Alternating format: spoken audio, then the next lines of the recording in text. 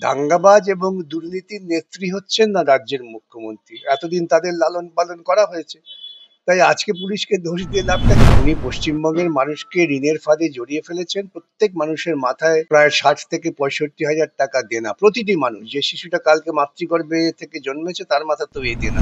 চোর বাটপার যারা মন্ত্রিসভায় বসে আছে তাদের যতক্ষণ না জেলের ভাত খাওয়াচ্ছেন ততক্ষণ আমার খুশি হওয়ার তো কোনো অবকাশ নেই। স্যার, আমরা যেমনটা দেখতে পেলাম, নতুন বছর শুরু হয়েছে একেবারে খুনের মামলা দিয়ে। মালদায় তৃণমূল কাউন্সিলর গুলিবিদ্ধ হয়ে মারা যান। সেই জায়গায় দাঁড়িয়ে মুখ্যমন্ত্রী নিজে পুলিশ মন্ত্রী হয়ে বলছেন পুরোটা পুলিশের ব্যর্থতা। এ রাজ্য যদি একজন অযোগ্য অপদার্থ মানুষকে মুখ্যমন্ত্রীর পদে বসিয়ে থাকেন তাহলে আমাদের এটা শুনতে হবে। পুলিশ মন্ত্রী হয়ে 11 বছর ধরে, 14 বছর প্রায় হতে চললো বোধ হয় পুলিশ মন্ত্রিত্ব করছেন। এখন তিনি পুলিশ অফিসারদের ঘাড়ে দোষ চাপিয়ে দিয়ে পালাবার চেষ্টা করছেন। ক্ষমতা আসার পর থেকেই তো তিনি পুলিশকে ব্যবহার করেছেন দুর্নীতিদের পক্ষে, দাঙ্গাবাজদের পক্ষে। দাঙ্গাবাজ এবং দুর্নীতির নেত্রী হচ্ছেন না রাজ্যের মুখ্যমন্ত্রী। এতদিন তাদের লালন পালন করা হয়েছে, তাই আজকে পুলিশকে দোষ দিয়ে লাভটা কি? পুলিশের কোনো দোষ নেই। উনি নিজের দলের গুন্ডা বাহিনীকে আগে নিজে নিয়ন্ত্রণ করুন, তবে তো প্রশ্ন আসবে। তিনি এটাও বলেন উচ্চ স্তরে যে পুলিশ অফিসাররা আছেন তারাও ব্যর্থ। তার থেকে বড় উচ্চস্তরে উনি আছেন, উনি ব্যর্থ। নিজের ব্যর্থতা স্বীকার করুন না। একটু তো স্বীকার টিকার করতে হয়, সেই স্বীকার করার মতো মানসিক শক্তি ওর নেই। নিজে অপদার্থ, নিজের ব্যর্থতার দায় অন্যের ঘাড়ে চাপিয়ে দিচ্ছেন। তিনি সন্দেশখালিতে গিয়ে বললেন লক্ষ্মীর ভান্ডার যারা পাচ্ছেন তাদের বিধবা ভাতার পিছনে ছোটার দরকার নেই, কান্নাকাটি করার দরকার নেই। রাজ্যটা কি তাহলে শুধু ভাতা দিয়েই চালাচ্ছেন উনি? না, রাজ্যটাকে উনি মোটামুটি ঋণের ফাঁদে ফেলে দিয়েছেন। রাজ্যবাসী প্রত্যেককেই, যারা লক্ষ্মীর ভান্ডার পাচ্ছেন তারা অলক্ষ্মীকে ডাকছেন দেনা শোধ করবার জন্য। উনি পশ্চিমবঙ্গের মানুষকে ঋণের ফাঁদে জড়িয়ে ফেলেছেন। প্রত্যেক মানুষের মাথায় প্রায় 60 থেকে 65 হাজার টাকা দেনা। প্রতিটি মানুষ, যে শিশুটা কালকে মাতৃগর্ভে থেকে জন্মেছে তার মাথা তো এই দেনা। উনি এই কাজটি করে গেলেন, পশ্চিমবঙ্গের মানুষকে ভিখিরি বানিয়ে গেলেন।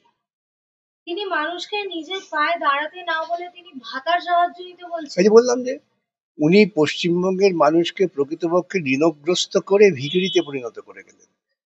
পশ্চিমবঙ্গের মানুষকে তাদের স্বয়ংভর করার পরিবর্তে তাদের তিনি প্রকৃতপক্ষে কর্মহীনতার ক্ষেত্রে প্রশ্রয় দিলেন। তিনি সন্দেশখালিতে গিয়ে এটাও বললেন সন্দেশখালিতে কোনো একটা ঘটনা ঘটলে নাকি 1 সেকেন্ডের মধ্যে তার কানে আসে। উনি ঘটনাগুলো ঘটান তো, কানে আসবে কেন? এই রাজ্যের যত দুর্নীতিমূলক ঘটনা ঘটে সবটা ওর কাছ থেকে পরিকল্পিত হয়। উনি আগে থেকেই জানেন, সুতরাং 1 সেকেন্ডে জানাটা তো খুব বিস্ময়কর কিছু না। তাকে তো সেই বিষয়ে কোনো পদক্ষেপও নিতে দেখি না আমরা। নেবেন কেন? হ্যাঁ? আমি যদি আজকে পরিকল্পনা করি যে আমার যে ইন্টারভিউ দিচ্ছে তার আমি এই ক্ষতিটা করে রাখবো, তো সেটা করবো আমি। তো করে বলবো যে আমার কি করার আছে, আমি তো এই 1 সেকেন্ডে জানতে পারলাম, 1 সেকেন্ড আগে জানতে পারলে এটা হতো না। কিন্তু তিনি পুলিশ মন্ত্রী যে পুলিশের উপর দায় চাপাচ্ছেন তা কোনোভাবেই ন্যায্য বলে কি মনে হচ্ছে আপনার? এর থেকে চূড়ান্ত অপদার্থতার কিছু হতে পারে না। ন্যায্য তো অনেক দূরের কথা, চূড়ান্ত অপদার্থতা। তিনি নিজেই তো তাহলে সেই কোথাও না কোথাও কি ব্যর্থ বলে মনে আমি হচ্ছে। তো ঘুরে ফিরে বললাম যে উত্তর আমি দিয়েছি, সমস্ত প্রশ্নের জবাবটা প্রথম উত্তরই আছে। আমরা যেমনটা দেখতে পেলাম, জেলে থাকা অবস্থায় কালীঘাটের কাকুর শারীরিক অবনতি। পুরো ঘটনাটিকে কিভাবে দেখছেন? তার শারীরিক অবনতি হতেই পারে, কাকু তো নিজেও আতঙ্কিত হয়ে আছেন না। কেন উনি ভেবেছিলেন যে ওর যে বস তাকে কেউ ছুঁতে পারবে না। এখন উনি দেখেছেন আরে ও নিজেই তো ওর বসকে ফাঁসিয়ে দিচ্ছে। সেই একটা আতঙ্কে থাকার ফলে অসুস্থ হতেই পারেন। প্রথমে এসএস প্রথমে এসএসকেএম, তারপর এইমস। প্রথম থেকে শেষ অবধি কালীঘাটের কাকুকে নিয়ে যেভাবে সিবিআই টানাটানি করলো, তাতে আপনি ঠিক কতটা খুশি বা আপনার কি মনে হচ্ছে? আমি তো আদৌ খুশি নই। আমি খুশি সিবিআই তৎপরতার সঙ্গে এই সমস্ত চোর বাটপার যারা মন্ত্রিসভায় বসে আছে তাদের যতক্ষণ না জেলের ভাত খাওয়াচ্ছেন ততক্ষণ আমার খুশি হওয়ার তো কোনো অবকাশ নেই। এতদিন পরও তো সেই একই প্রশ্ন এখনো উঠে আসছে, কাকুকে অ্যারেস্ট করে সিবিআই ঠিক কতটা দূর পৌঁছালো? অনেকটা দূর পৌঁছে কাকুর যে রোগটা দেখছেন, এই রোগটা হচ্ছে আতঙ্ক রোগ। আতঙ্কের ফলে এই রোগের বহিঃপ্রকাশ, সেটা থেকে বোঝা যাচ্ছে যে খানিকটা এগিয়েছে সিবিআই। কিন্তু স্যার, সিবিআই হেফাজতে থাকাকালীন যদি কাকুর কিছু হয় তাহলে সেই দায় কার? সিবিআই হেফাজতে থাকাকালীন কাকুর যদি কিছু হয়, কাকুর যদি অসুস্থতার কারণে কিছু ঘটে, সে দায় আর কার হবে? দায় হবে অসুস্থতা। এ তো বলতে পারবে না যে সিবিআই কাউকে অসুস্থ করে দিয়েছে।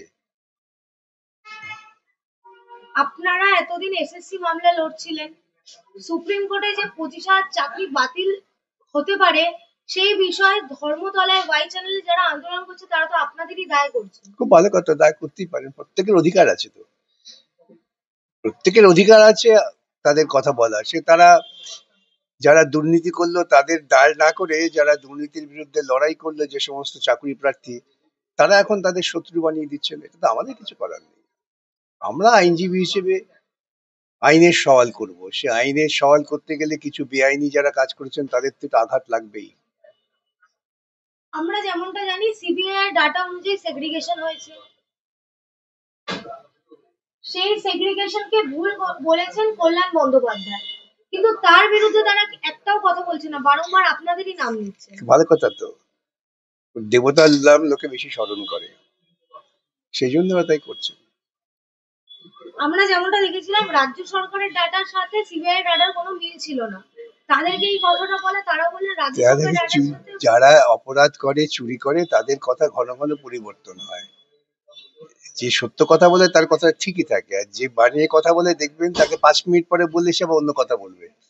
এখন গোটা রাজ্য জুড়ে দুর্নীতি পরিচালিত হয়েছে। কলকাতা হাইকোর্টে ডিভিশন বেঞ্চ রায় দিয়েছেন। এতদিন পর্যন্ত ওরা বলছিলেন কোনো একজন বিচারপতির নাম করে তিনি নাকি এসব করছেন।